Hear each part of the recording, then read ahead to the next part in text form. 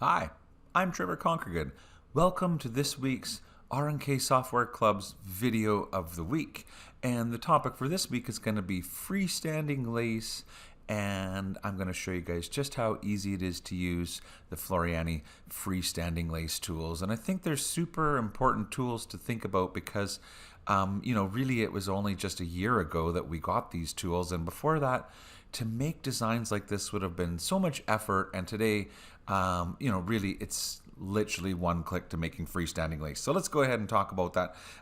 Right now we're looking at one of the freestanding lace snowflakes that was part of the free embroidery designs for December 2019. So what I'm saying is, if you visit the RNK Software Club and and download the latest free monthly designs for your FTC-U owners, then the December 2019 designs had a few freestanding lace snowflakes, and this is one of them. And this one in particular is really cool because it's a nice big snowflake and it's got lots of really beautiful details to it. And so part of what I want to do is show you guys how I stitch them out so that you're clear on, I guess, how to do them. And because I did make a few notes, I'm just going to pop over to the software and say, to find these designs, like for example, I'll just start a new empty workspace and click on my library and browse to the free monthly designs for December 2019. And then when I click on the designs tab, you'll notice that that's where all the designs are. And there's a cool postcard design in December 2019.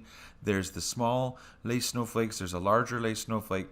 And there's a cute little gnome that says, "I'll be gnome for Christmas." So enjoy the designs. Here's the smaller lace snowflakes. I'll just bring those onto my screen. And you'll see that there's two different snowflakes, and each snowflake is in two different sizes. So this size here, let's see if I measure in inches with my ruler. This size here is approximately 3 inches tall.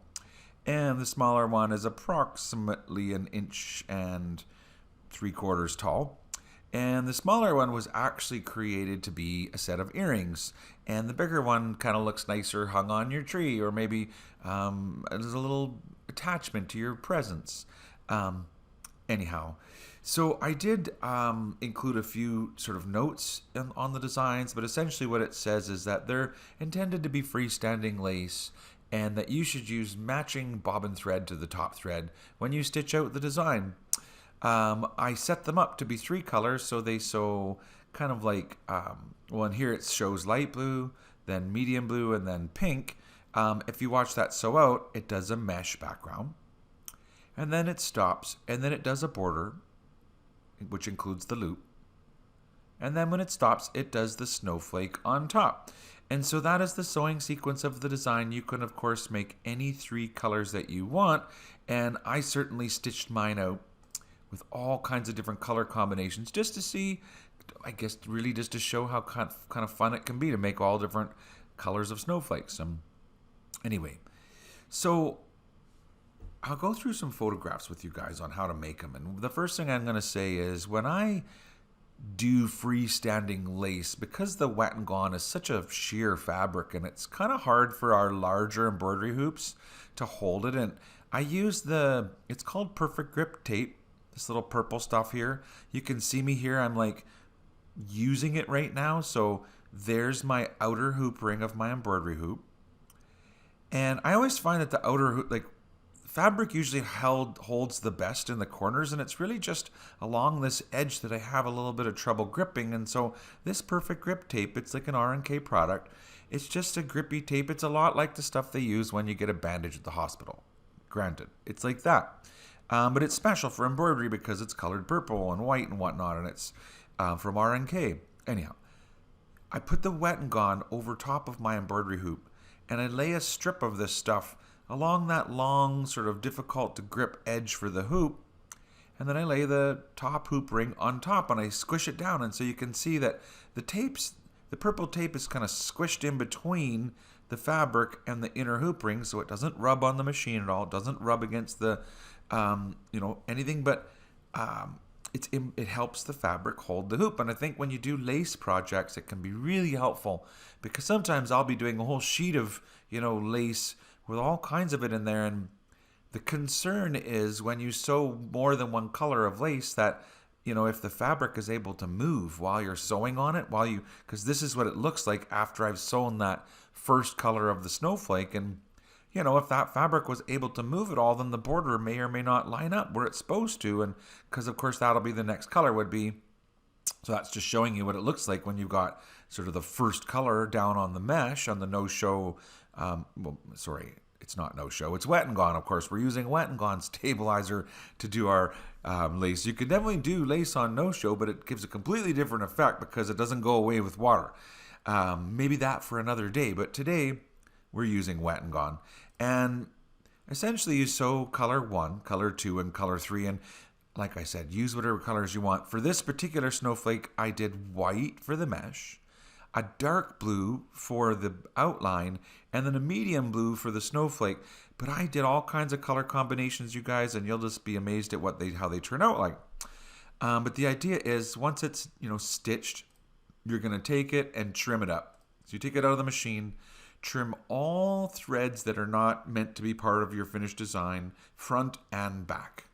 Trim all the excess Wet and Gone stabilizer, and essentially this is ready to go into the sink. Make sure you look at the backside, try and take extra care and clean up any threads from your tie-offs and your tie-ins and any trail threads that may have been from when you changed colors and whatnot.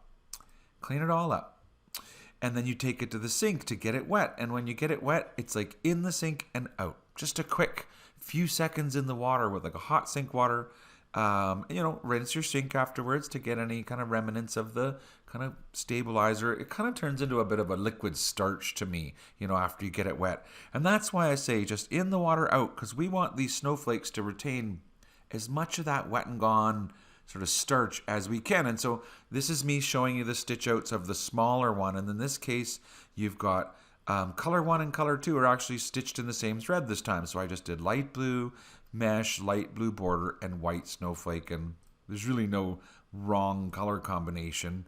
But basically, you create a freestanding lace embroidery design, and oh my goodness, I had so much fun sewing these out. I put them in, there's a set of the earrings, so that's the first one. Tried them in the windows, took them outside, hung them in the trees. They look great on my Christmas tree. The earrings are really cute, and I made several copies of them and gave them to some of my friends from Floriani and RNK. And I'll tell you, it doesn't take long to make Christmas presents with these kinds of designs. So here's the Mylar. See how I added a layer of sparkly Mylar? And essentially Mylar is a topping that you lay on top. And in this case, you actually sew the Mylar first. So what I'm saying is I hooped up my Wet and Gone, I laid a piece of Mylar over top, and I stitched the first color. And I think for this one, I actually used metallic thread on top of the metallic Mylar to make it extra special sparkly. This one is in particular. And so there you can see, once I've kind of tore off the Mylar, what it looks like. It makes a nice clean edge around the embroidery. And then, of course, I would go forward and sew the border. So I guess that's a nice close-up of showing, whoops, I lost my pictures now. That's a nice close-up showing the Mylar underneath the color number 1, but before the color number 2 sewn. I always like to tear the Mylar off after color number 1, before you sew the border, because I think it makes a cleaner finish at the end, right? When the Mylar's torn off and then you do the blue satin border, it kind of makes a nice clean edge to it. Anyway, you can see that snowflake there is all metallic thread. Silver metallic thread, blue metallic thread, and light blue metallic thread. And it turned out really amazing, and you can see I'm starting to get a collection of snowflakes going on. By the time the weekend was over, I had made so many snowflakes, I couldn't believe it. Here they all are hanging in the trees. As you can see, they look great on your Christmas tree. They also look great if you just want to take them outside and hang them in the tree in your front yard. So these are all the different colored combinations that I did of the big one, some with and some without Mylar. Anyway, so what a ton of fun that was, making all these different snowflakes and hanging them all in my tree like that. So yeah, beautiful. That's the front of my house. And so there's my table all decorated with gifts for Christmas, some snowflakes for my tree, and I'll have these with me in my sample pack. So if you come and see me at a sewing store in the near future, I'll have snowflakes to show off. And we actually did when these designs were released. I just love this part. Shanae made a snowman. And she literally took the big snowflake and sewed it 3 times to make a body and a head, and she created a hat for it. Anyway, you guys, it's super easy to make, and I hope you enjoy making these, but look at how she made the hat. And I just thought it was so ingenious the way Sinead kind of took one design and made a little snowman out of it. And so we created a bonus design. It's going to be a free design on the Floriani Facebook page. If you're not sure, if you're not on our Facebook page and you want to get the bonus design, send us an email and we'll make sure you guys get it. Because we created a whole nother snowflake that kind of matches the two that, that we sent out originally to the club as a free design for our, social media friends, I guess. And so you can collect that one too and add them to your set. Anyway, so let's talk about the tools in the software now, and then it's not just a video about how to stitch out lace, because I'm pretty sure most of you guys have done that before. But the tool, just so as an example, when Shanae created that snowman, she needed to make a hat for him. And so she actually brought the snowflake onto her screen and then used that as kind of like an example of how big was this hat going to need to be. And so she created the hat. Basically, all you have to do is draw the shape of the hat. But she didn't know how big to draw her hat. So basically what she said was, well, I'll put the snowflake on my screen, take my artwork tool, and just simply kind of click and click to draw the shape of a hat. So essentially she kind of said, well, it'll go across the snowflake like that, but it needs to have kind of like a top hat look to it. So she drew the shape of a top hat herself like this, and then she right-clicked to finish drawing it. And so essentially, and now it's white, so let's just give it a color. And you can see that I drew a shape. Now the shape is currently open, and I'm not sure 100% that it matters, but I just wanted to point out that if I select it, I can click on this little button right here, which is also found over on the left over here. It's the close shape button, and that'll basically perfect my shape. So now we've got the shape of our hat. And the tool's down here, you guys. It's Auto Lace. And when you click on Auto Lace, it's going to create the steps needed to make the lace design. And so now that I've made the little lace snowflake, and I know that he matches, the snowflake, you can take the lace snowflake and hit copy and start a new design. That way you can save it all on its own, and so there's your beginnings of your lace snowflake or lace top hat. Of course, it breaks it down into color 1, color 2, and color 3, but that doesn't mean you can't sew black, black, black on the machine as Shanae did. You can see from her photograph here, she used all black for all of those colors. She also added a little hat band. Well, essentially, that was just a piece of regular embroidery, right? So we could easily create that. Let's just put a little sort of rectangle across our hat, select that, choose to make it a standard fill. The little holly, I found out from Shanae that it actually came from the embellishments of Total Quilter. And so if you actually also own the Total Quilter software, there was a little holly in there that Shanae used. If not, for that matter, I'm pretty sure if we look in our backdrops library, there is a piece of holly in there, and we could easily kind of use that little, run it through the wizard, make yourself a little embroidery design of holly all on your own. I know you guys aren't afraid to make your own embroidery designs, but the lace tool, it's so versatile. And just as an example, I'm going to select the white from one of these snowflakes and say copy and start a new design and just paste it in, because essentially it can be any embroidery design that you own. If you'd like to make lace, and obviously this snowflake is really not sort of well suited to be a freestanding embroidery, although it does have lots of underlay, which would help those columns stay together. The issue would be if we did make this wet, on Wet and Gone and wet it, that these little sort of arms of the snowflake do kind of become a little bit like kind of branches of a tree, and they can be a little bit floppy and not always stay firm. And that's why a lot of times we like to finish off lace by putting kind of a mesh around it. Well, it's super easy with Floriani because, like I said, we got a couple new tools over the last couple of years. These were new tools. This one here is the auto lace tool when you've made a shape. So like Shanae's hat. But the one up here is an auto lace background. With auto lace background, you simply choose, first of all, do you want to have a shape or do you want to make a border? I did a border like for mine, and I'm going to do it in metric because, so I'm going to cancel this. I'm going to change this to metric because the numbers will be a little bit easier for me to figure out kind of how far around this do you want that to go, how many millimeters away would be the right number, because it kind of will change. You'll see what I'm saying. So if I select this and I click on the auto lace tool, and now my border is set in millimeters, and I'll try it at 3 millimeters as an outline and say okay. And so it takes a moment and it basically thinks and it creates a shape based upon my snowflake.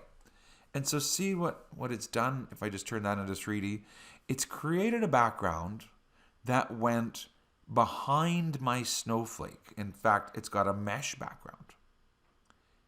And then it creates a double border. But I decided that because this snowflake was really quite small, that one border seemed like enough to me. And so what I did was I actually selected that lace shape that we just created, right click on top, and say break it up, break up the lace. Now that you've made it, I can break it apart, which essentially it's just like breaking up an applique. It gives me one piece for the mesh fill, one piece for the, first border, and one piece for the second border. And it was the first border that I wanted to get rid of, and so I can now select it and delete it. And so that was kind of one little bit that was missing. As an option, you may want to break up that lace at times and have only one layer. For Shanae's hat, having that large area of fill like that, so where's that hat again? It's nice to have that double border. It really ensures that your lace stays in its shape and that it holds together well. And so it's there. But with my delicate little snowflakes, I didn't think that was necessary. Now, essentially, I could say I was done with this design. But if you recall, I included, a little loop to it. And so literally it was just a matter of creating. So maybe this is all grouped together. So I'll ungroup so I can just kind of isolate that little loop. Well, here you go. This design has a loop in it. If you ever make your own little lace anything and you want it to have a loop, come grab this snowflake, ungroup it, select the loop, copy it, come to your new design and paste it in. And then, it just magically managed to line up right where it is. But obviously, you could put that loop anywhere you want on any design that you want. Just make sure that you overlap it underneath the stitches that are going to be part of your border. Now, three-dimensionally, my design is obviously not correct because the little loop probably shouldn't sew at the end. It's really meant to sew before that border does. And so, sequence-wise, we simply need to select that little blue path and bring it up and kind of hold it over top of the fill, which would make it sew after the fill, but before the border. So that kind of corrects that little sequencing issue. And so, I've obviously put a loop in a funny place on a snowflake, but who's to say what's right and wrong? And you guys can be the choice of that. Before we kind of wrap up today's thing, I just wanted to say there's another tool. And so just to recap, we've got the any shape tool, whatever shape you've got. If you want to make that a freestanding lace baby bib, you click down here on the auto lace tool and it makes a little freestanding lace baby bib. Now you can add to it, take some letters, put their initial on top, make a little freestanding, baby date, birthday date, mobile, anything you want. So there's my initials, Trevor, Conquergood, and hit apply.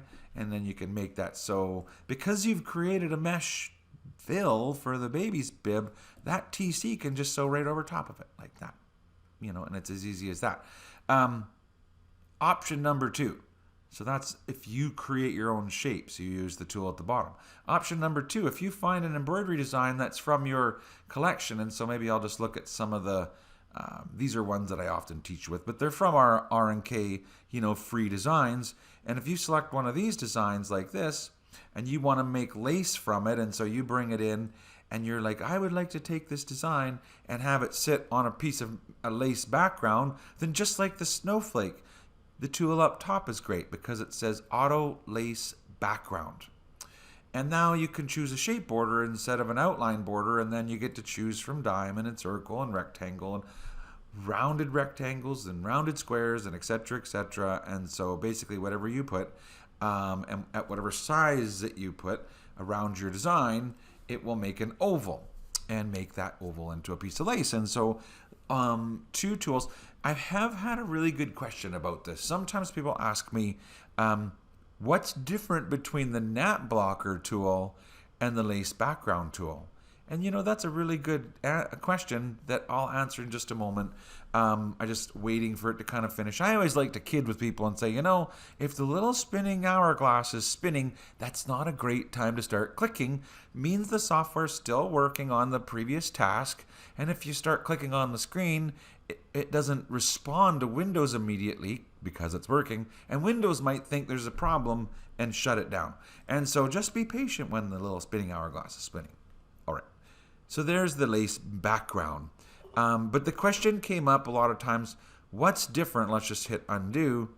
If you take the same design and do Auto Nap Blocker. Well, the main difference with Auto Nap Blocker, here, let's just do this.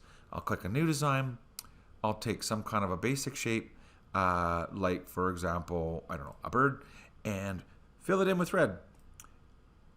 If I do Auto Nap Blocker, the software creates a mesh background to support that bird so that when I sew it on a terry towel, the bird sits up on top of the mesh background that it created.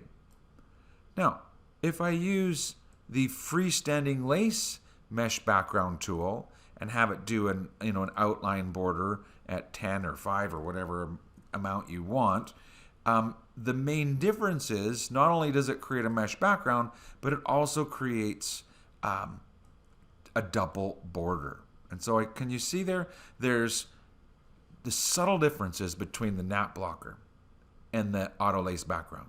The Nap Blocker has a tighter bit of mesh. The lace has more open mesh that goes 3 plies instead of 2 plies. And it also has a double border. And so subtle differences between the 2 tools. And there's one more tool that I want to point out to you guys that I often use when making mesh, when making lace. And we haven't talked about it yet. And so I'm just going to grab a basic shape again and show you guys another tool.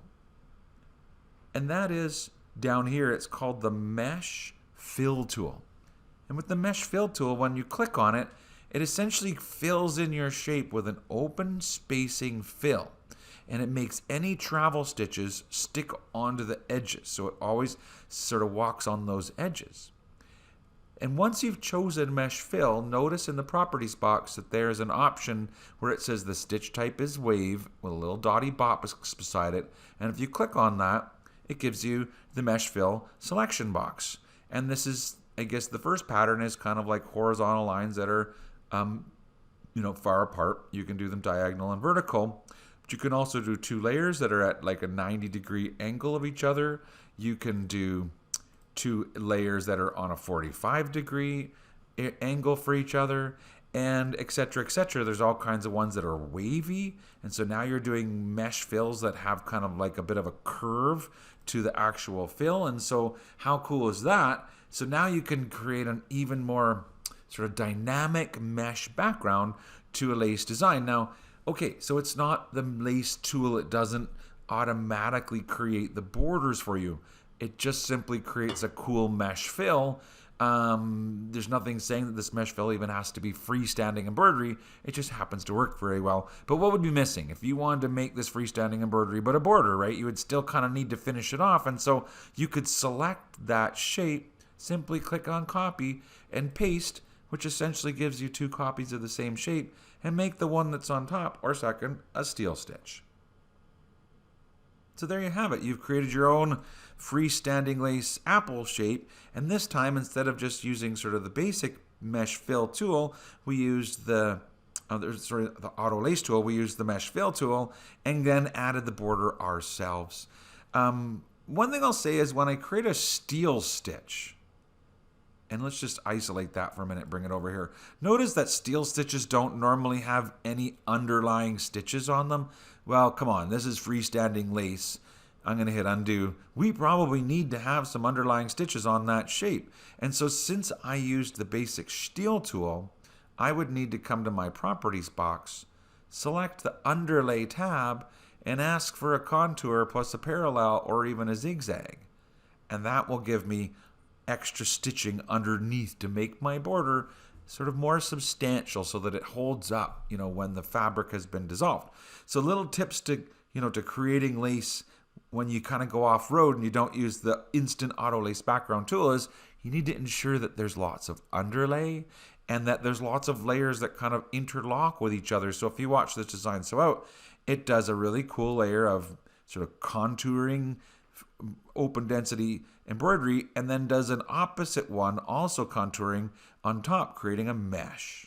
Then you've got the extra underlay for the border and the columns that make that border. Of course, if you would like that border to be its own color, that's completely optional. Just change the color.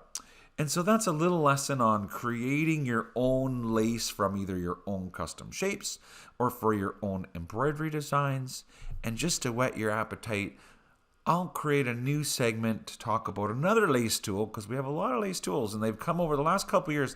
We've received a lot of cool lace tools, and it's this one here. It's called the Mesh Steel Tool, and I didn't get to that one today. And so I'll create a new design for the Mesh Steel Tool and talk about that in a future RNK weekly video. However, until the next time, I hope you have a wonderful day. Thank you very much for listening, and bye for now.